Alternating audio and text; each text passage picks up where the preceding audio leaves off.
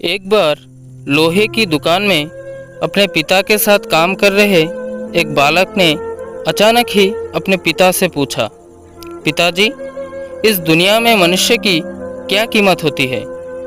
पिताजी एक छोटी सी बच्चे से ऐसे गंभीर सवाल सुनकर हैरान रह गए।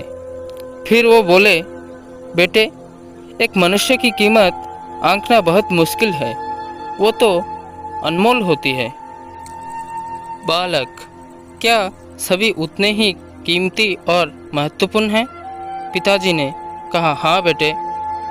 बालक के कुछ पल्ले पड़ा नहीं। उसने फिर सवाल किया, तो फिर इस दुनिया में कई गरीब तो कई अमीर क्यों हैं? किसी की कम इज्जत तो किसी की ज़्यादा क्यों होती है? सवाल सुनकर पिताजी कुछ देर तक शांत रही और फिर बालक से स्टोर रूम में पड़ा एक लोहे का रॉड लाने को कहा। रॉड लाते ही पिताजी ने पूछा, इसकी क्या कीमत होगी? बालक ने जवाब दिया, लगभग 300 रुपया। पिताजी ने कहा, अगर मैं इसको बहुत सी छोटी छोटी कील बना दूं तो इसकी कीमत क्या हो जाएगी? बालक कुछ देर तक सोचकर बोला, तब तो ये और महंगा बिकेगा, लगभग 1000 रुपये का। पिताजी ने जवाब दिया, अगर मैं इस लोहे से घड़ी की बहुत सारे स्प्रिंग बना दूं तो?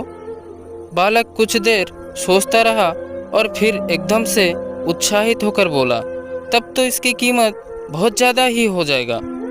पिताजी उसे समझाते हुए बोले, ठीक इसी तरह मनुष्य की कीमत इसमें नहीं है कि अभी वो क्या है, बल्कि इसमें है कि वो अपने आप को क्या बना सकता है।